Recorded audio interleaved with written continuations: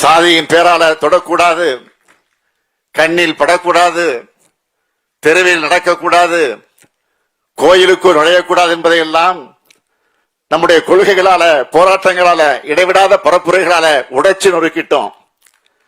கல்வியும் படிப்பும் வேலையும் பதவியும் ஒடுக்கப்பட்ட சமூகங்களுடைய கையில் அதிகாரம் செலுத்த வாய்ப்பை கொடுத்திருக்கு. இதுதான் திராவிட இயக்கம் ஏற்படுத்தி இருக்கக்கூடிய மாற்றம். கல்வி, வேலைகள், அரசாங்கம், அதிகாரம், நிர்வாகம், அறிவுன்னு எல்லாமே ஜனநாயகமாக ஆகிடுச்சு. இந்த முன்னோக்கிய பாய்ச்சல் தான் சமூக ஜனநாயகமயமாகும்.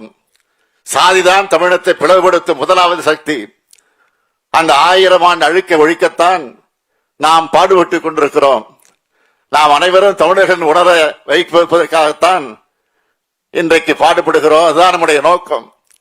ஒடுக்கப்பட்டவரின் கல்வி, சமூக பொருளாதார உயர்வுக்கான அனைத்து உரிமைகளையும் நம்முடைய திராவிட மாடல் அரசு இன்றைக்கு வழங்கி வருகிறது. இதுக்கு முன்னாடி இருந்த எந்த ஆட்சியிலும் இல்லாத சாதனைகளை இந்த திராவிட மாடல் ஆட்சியில நடந்து கொண்டிருக்கிறது. இன்னும் பெருமையோடு சொல்லணும்னா, ஆதி திராவிடர் மற்றும் பழங்குடியின மக்கள் முன்னேற்றத்திற்கு திட்டங்களை வழங்குறதுல, நிதியை வழங்குறதுல, தொழில் முனைவர்களாக வைக்கிறதுல, மாணவர்களை உயர்கல்விக்காக வெளிநாட்டுக்கு அனுப்புறதுல, வன்கொடுமைகளை குறைச்சதுல, சமூக சமத்துவத்தை நிலைநாட்டுவதில் நம்ம திராவிட மாடல் ஆட்சி காலம் தான் பொற்காலம் என்பதை நாளை நெஞ்சை நிமிர்த்தி நான் சொல்ல முடியும். ஆதி திராவிடருக்கு நலத்திட்ட உதவி செய்யறதோடு நம்முடைய அரசினுடைய கடமை புரிஞ்சிட்டு தான் நான் கருதல. சுயமரியாதை சமத்துவத்தை உருவாக்குவதற்கு இன்னும் நெடுந்தூரம் நாம் பயணிக்கணும். இதைத்தான் நான் தொடர்ந்து சொல்லிக் கொண்டிருக்கிறேன். நம்முடைய பாதையும் பயணமும் மிக நீண்டது. என்னை பொறுத்த வரைக்கும் மகாத்மா ஜோதிபா புலே, புரட்சியாளர் அம்பேத்கர், தந்தை பெரியார், பேரறிஞர் அண்ணா, முத்தமிழறிஞர் கலைஞர் போன்ற தலைவர்கள் உருவாக்க பாடுபட்டிருக்கக்கூடிய அந்த சாதிய ஏற்றத்தாழ்வுகள் இல்லாத சமத்துவ சமுதாயத்தை அமைக்கணும். இதுக்கான மாற்றம் தனி மனிதர்கள தொடங்கி சமூகத்தோட ஒட்டுமொத்த எண்ணமா வெளிப்படணும். அப்போதுதான் 1000 ஆண்டுகளாக இந்த மண்ணிலையும் மக்களுடைய மனசிலையும் இருக்கிற ஏற்றத்தாழ்வுகளை நீக்க முடியும். ஆயிரக்கணக்கான ஆண்டுகள் கொண்ட வரலாற்றில் கடந்த 100-200 ஆண்டுகளாக நாம் அடைந்திருக்கக்கூடிய வளர்ச்சியும் வெற்றியும் சமூக மாற்றமும் கொஞ்சம்தான். நமக்குள்ள ஏற்பட்டிருக்கக்கூடிய முற்போக்கு சமத்துவ எண்ணங்களும் சிந்தனைகளும் எல்லாருக்கிட்டையும் ஏற்படணும்.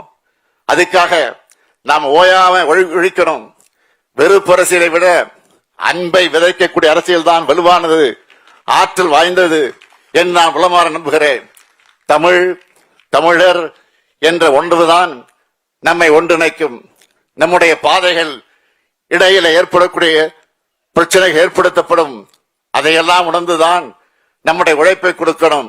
அதைத்தான் தந்தை பெரியார், புரட்சியாளர் அம்பேத்கர் முதலானவர் செஞ்சிருக்காங்க.